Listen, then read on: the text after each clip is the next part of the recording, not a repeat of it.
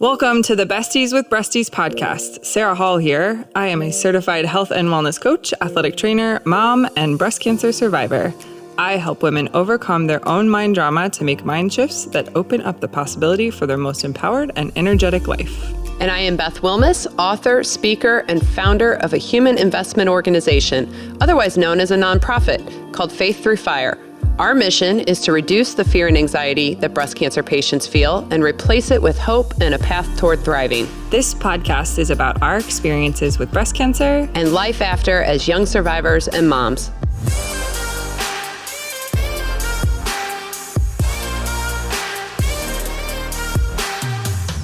Sarah. Beth. How you doing today? I'm good. How are you? Good. I was hustling to get here today. You were. I felt like I was going to be the one to hustle, but I got here and I got set up. It feels really calming. I know. Well, you told me in a text, you said, I'm going to be busting my hump to get there on time. And then I rolled in late. Yeah, so. It's okay. It's all good. This is what the fall does to us. That's right. Exactly. Yeah. I am really excited about today's episode. And I feel like, Marie, you're on the line, right? And we're going to be talking to a survivor. I'm here. Yep. We're going to be talking to a survivor named Marie. And I want to give a little backstory as to how Marie and I connected. So we were talking online and she said something that really kind of got me enthralled. And it was, we were talking about marriage. I was talking about how we're going to be doing this marriage series for the podcast. And Marie says to me, I was a little bit of a jerk to my husband before I got breast cancer, and my marriage is better now as a result. And I immediately was like, ooh, do tell. Intrigued. I was so intrigued. And I was telling Marie offline that Sarah and I are drawn to people who have high self-awareness. Would you say, Sarah? Yep, for sure. Anytime we kind of spot that growth mindset, yeah, where people are willing to learn from their experiences and use it to live a better life, I think we're instantly hooked. And be vulnerable enough to say that, like, I understand that I was it's not vulnerability great before, and now I'm better because of it. So I think it's vulnerability, but I also think it's confidence. When you're confident and secure in your relationships and who you are as a person, you can say the hard thing like, oh yeah, I didn't handle that the best. Right. Yeah. It's actually hard for me when I deal with people who don't have that accountability piece, and usually it just comes from not having confidence is my experience. So for sure. I instantly liked Marie and I said, would you be willing to come on and share your story? And I love that she was able to. So thank you, Marie, for being here. You guys are both awesome. Thank you. Oh, thanks. So today we're going to talk to Marie, and we're going to talk to her about why was she a jerk to her husband, and now how does she feel her marriage is better as a result of going through the cancer journey together. Yeah, and then finally what she learned about her marriage and how it is today, and maybe how she can tell you how to be or learn what you can learn from your own marriage. Right. But before we jump into all that, let's go to our first sponsor. We did it. We fought our way to survivorship. But for some of us, our story unfolds to include lymphedema. Hearing this new diagnosis can be disheartening, but with the right care, it doesn't have to be the burden it once was. FlexiTouch Plus is a comfortable and convenient home management therapy clinically proven to control swelling better than self-massage while reducing infection risk, outpatient visits, and lymphedema-related care costs. Talk to your doctor to see if the FlexiTouch pump is right for you. Learn more at tactilemedical.com. And we're back. All right, so let's get into this with Marie. Thank you for being here.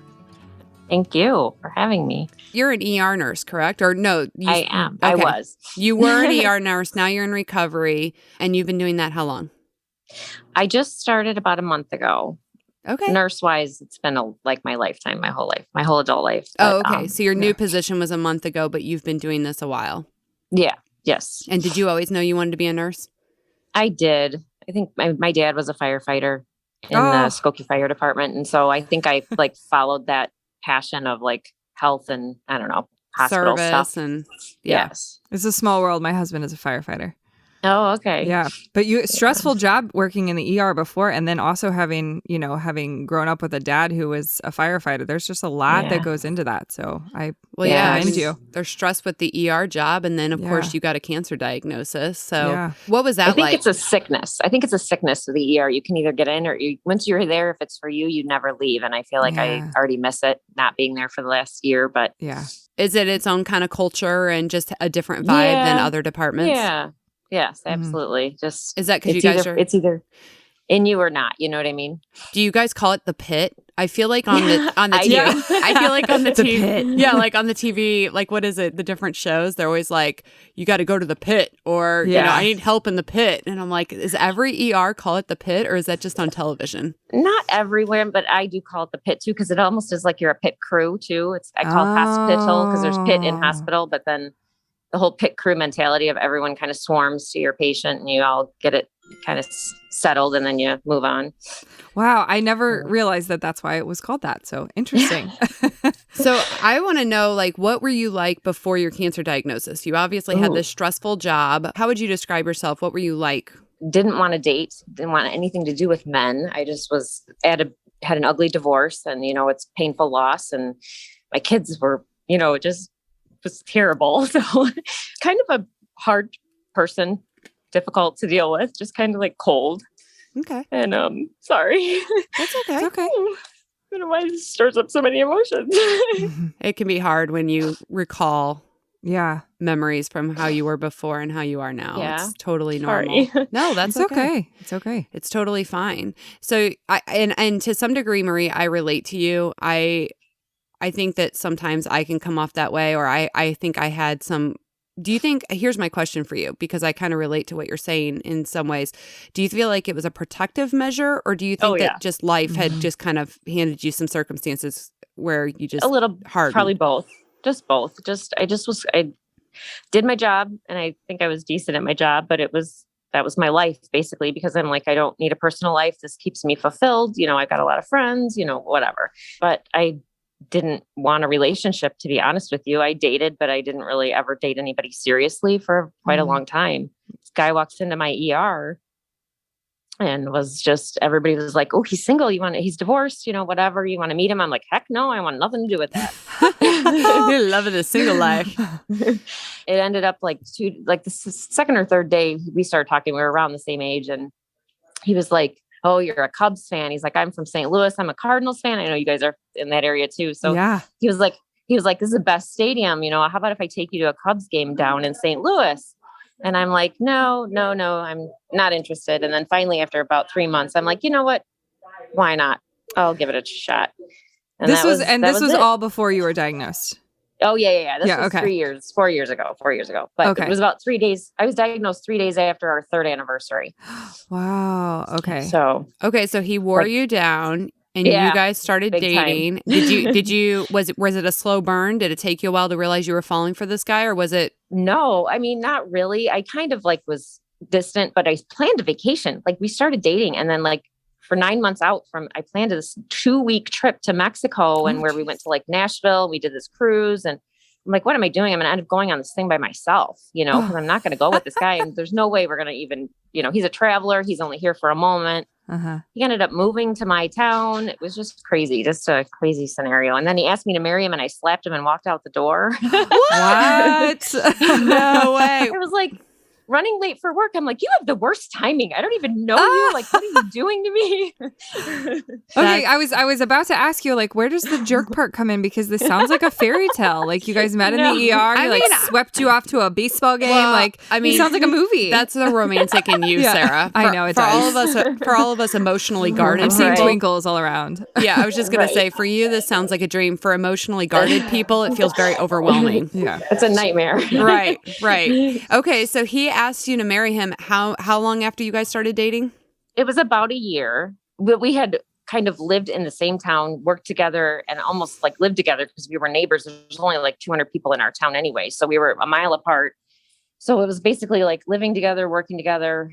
So we kind of felt like we knew each other. We're both over 40. We were like, okay, you know, it's not like we're going to have kids with each other. So it's not like it's, you know, a huge deal if we kind of make this commitment, you know, and I'm like, I'm never getting married again. And he's like, well, then I'm never going to date you again because I want to get married. And I was like, you've got to be kidding. Yeah. A man who knows what he wants. Gotta respect that. Gotta respect it. He seems rock solid. So in your relationship, is he the one that's really stable and rock solid and you're the one that he just gets you? And so he brings you, he kind of elevates you? Because that's how my husband is. My husband's rock solid and I feel like he elevates me. I didn't think about it like that because I feel like he's still the traveler. He's still the travel nurse. He still goes everywhere.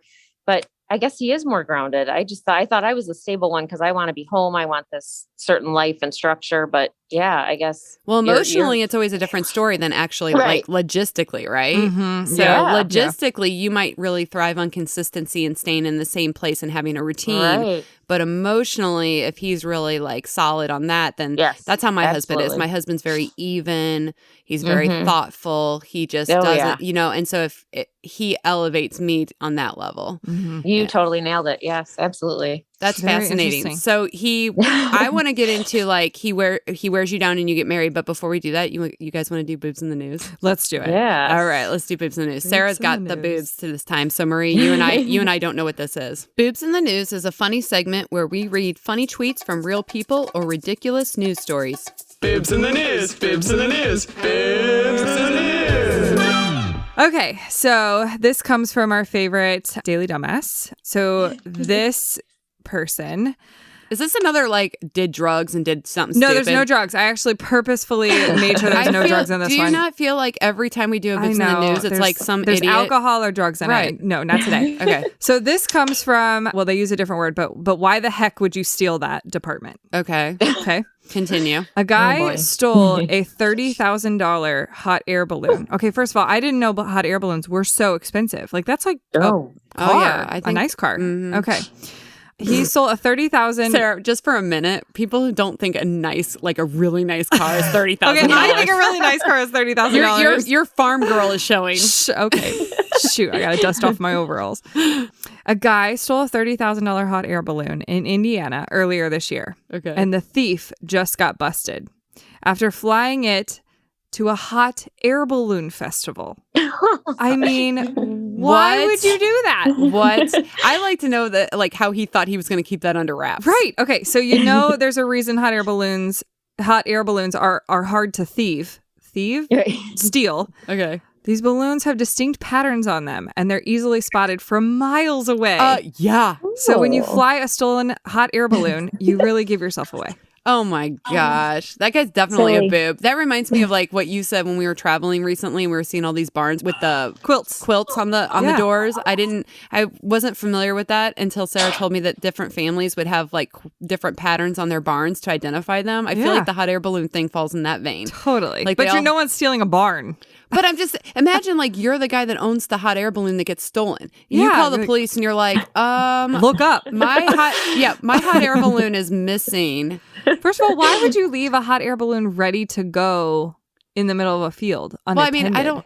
don't ready to go. Like, what does that mean? Doesn't it just have to Doesn't have it gas? take like a long time to blow up? I don't You know. would think. I don't Man, know. I've never been in a balloon. I'll be honest with you. I've only stolen one thing in my life, and I returned it because I felt so guilty. Oh my Lord. I That's know. funny. We'll talk about that on another day. Yeah. But I'm just thinking, like, I would be like so panic stricken trying to air up that balloon in somebody's field behind their house. Like, I'd be like, I'm gonna get caught. I'm gonna get caught. I mean, that is like, to your point, that is Yes. not a small feat. No, it's You know, it's not a quick dine and dash. Yeah. Yeah, you're not running out on a meal there. You're not just Gotta grabbing air up a something. balloon, Right. drop the weights, I mean- lift slowly off the ground. If I Yeah. had known this was the boobs, I would have done a little research on how long it takes to airlift. You know what I mean? Yeah. I bet that guy was in that field for hours. Forever. All right. Oh my There's gosh. your boob. What a boob. Boobs in the news, boobs in the news, boobs in the news. So I want to know, okay, so you get married, Mm-hmm. and how long after you get married do you get diagnosed with breast cancer?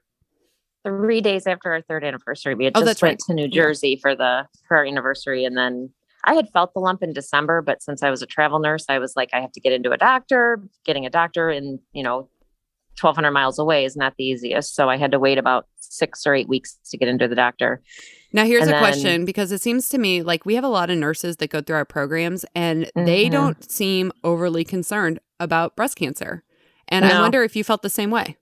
Absolutely, because you know what? I breastfed 2 children. I had both my kids before age 30. I was always told I was protected. And Mhm. also, so I have a grandson, and my daughter was breastfeeding this March. She just delivered her first baby.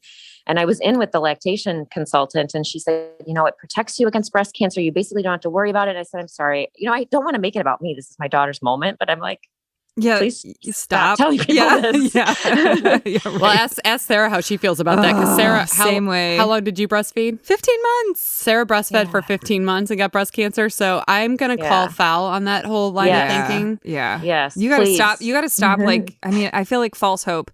I always cling to hope on things, but I feel like that is just false hope. These women are like, oh yeah, I'm good.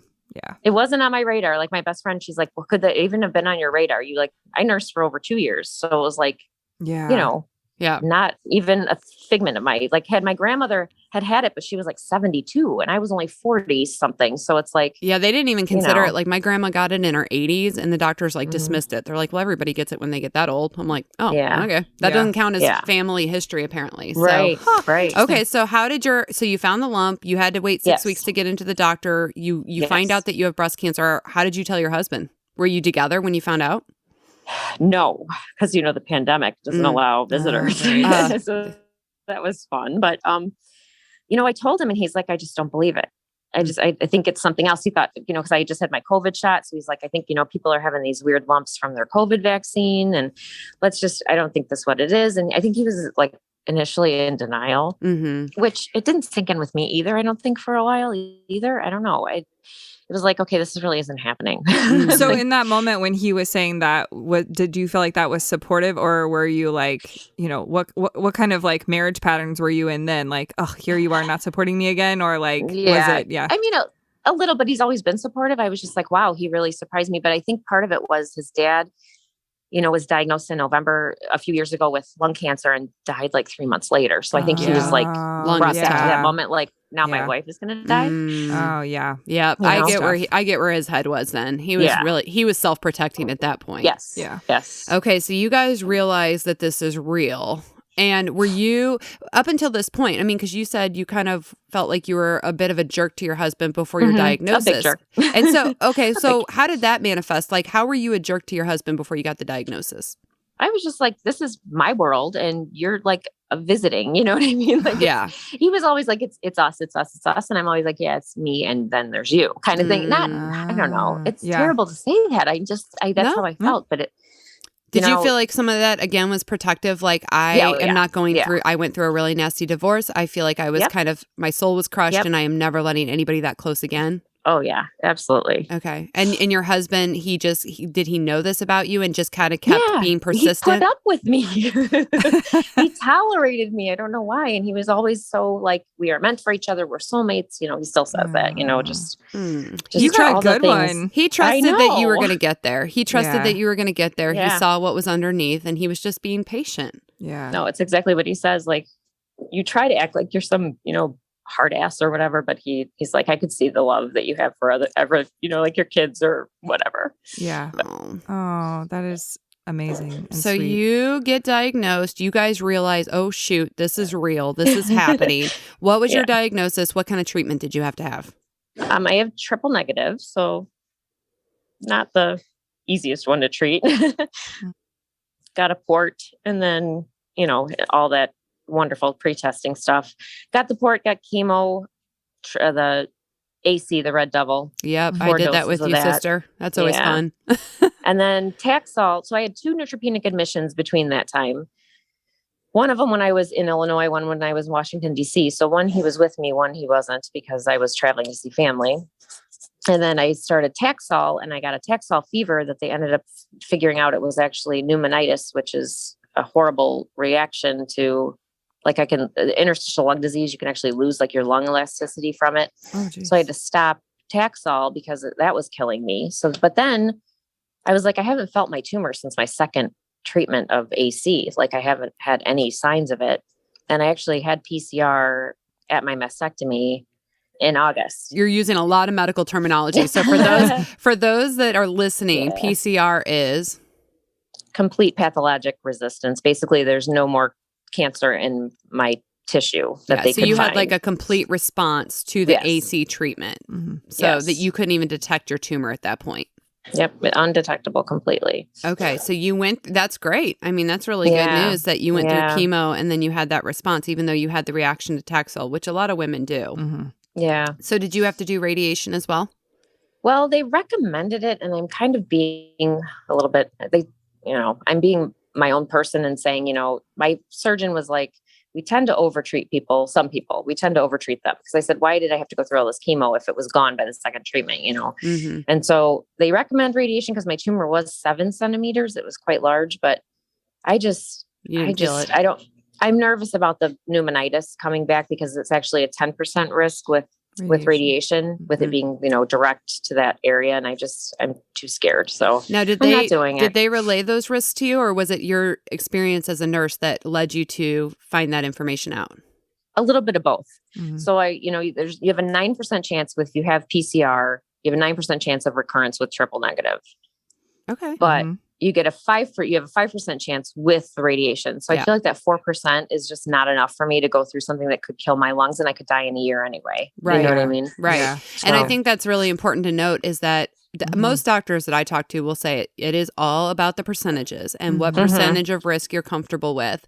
And I'm always interested to know, because some doctors are really good about saying there's only a 4% difference, or, here's what the odds are based on your disease state, and other ones are not. And so that's why we're always advocating for women to be their own advocate, because Sarah and I talk about it all the time, that if you allow other people to influence your decision making, it's going to lead to resentment or regret. Yeah. But if one size fits all is not curing cancer. Everyone's cancer. We all have different stories. So why does my treatment have to mock what they say it does when I've done a fair amount of research on my own, you know? And we all respond differently to it. So we all respond differently to it. And all these large studies are made up of people with differing disease states and different characteristics. And so you just have to really think about, what do you want and how is it going to relate to your life? So I can completely appreciate that. So did you have surgery? I did. I was going to get a lumpectomy, but then I was like, well, then I have to have radiation. So I just went with the bilateral mastectomy, and I'm so happy with it. Like, I don't have any regrets whatsoever. Did you do reconstruction, or did you opt to stay flat? I did. Okay. I did. I'm mad about that though, because he gave me expanders and said, because I would have to, if I didn't get expanders, I was going to have to go larger because I was doing the nipple sparing and skin sparing. And my husband and I talked to him. He's like, we don't need to go bigger. Like, I'm already a D cup, a full, do I really want to, just look like Dolly Parton? No. So I'm a nurse, not a stripper, whatever. So sounds like that conversation went really well. Yeah. So I got the expanders, and then I got a bad infection from that. And I was like, I didn't want these stupid expanders to begin with, but I mean, so many people have them and they look better. And, I'm just waiting for the second reconstruction with the implant. Yeah. So I was going to say, just to get back to your marriage. Thank you for sharing your story, because it's always so interesting how every woman's experience with it is different, and all the routes that you take. To get back to your marriage, so while you were going through treatment, because you're still pretty fresh out of treatment, when were you? Did you realize that you had kind of like come to this epiphany that you had been taking your husband for granted, and that you were a jerk, as you say? Probably pretty early, because like I said, we were travel nurses, so it was just him and I and one child. We took one kid with us for part of it, and took another for another part of it. So it was kind of like we were on this isolated island together, because he had to run me to chemo. He had to take me to all my appointments. He had, it just kind of showed his commitment to me for sure. So he was there. He was there. He was consistent. Yes. He was able to step in. Yeah. His consistency, I guess, won me over again. Yeah. Right. Because his feelings for you, the way he treated you, didn't change, if anything. Do you feel like it brought you closer? Absolutely. Yeah. It bonded us in ways I guess I can't even express, Yeah, I feel like cancer has the ability to go one of two directions. You can either let it tear you apart, or you can let it draw you closer together. And I think that's really dependent on both partners, kind of wanting the same thing. Yeah. And really, it sounds like it kind of tore, from what I'm hearing from your story, it kind of tore down your walls of like, you built up all these walls around you to be strong and to be independent. And, in those moments, God kind of forced you to be vulnerable and to need somebody. And then you picked right up on it and decided to actually decide that that's what you needed in your life, instead of continuing to build your walls higher. Yeah. I feel like cancer has this uncanny ability to strip you to the bone emotionally. Yes. It's like everything you think you control is just completely wiped out. And then you are looking around going, well, I don't have control. What do I value? Yeah. And then it's Right. like you see your person, right? And you're like, Yes. I value you and you Yeah. value me. And that's important. And I always feel that way, that cancer just strips you down to your essence. Yeah. And you just at that point really recognize what matters. So how has Right. your husband responded to this transformation? Was it slow or was it pretty quick? And what does he say about it? I feel like it was overnight, but maybe it wasn't. I don't know. He just said, I always knew you were there. Yeah. Wow. Yeah. That gave me That goosebumps. is, I know, it's so much. It like speaks to how devoted he is to you, that he kind of like saw it underneath, even when you had these moments of jerkiness or Right. or you know whatever Let's be you're honest, displaying. He ladies. knew Don't it. you feel like all women have that ability to kind of, Yeah. you know what I mean? I mean, I struggle with that. I take my husband for granted, and he knows it. And sometimes he calls me on it, and other times he's patiently waiting for me to figure it out. You know, but it's a sign of getting a good one. So Yeah, for sure. That's I think he liked the torture in the beginning. I think he liked me being a little mean to him. I think it kind of drove motivated him. Yeah, I think it did. And I guess I think I try to tell my niece, I'm like, you need to be meaner to these guys because you're too nice. And that's why things don't go well, because you're just too nice.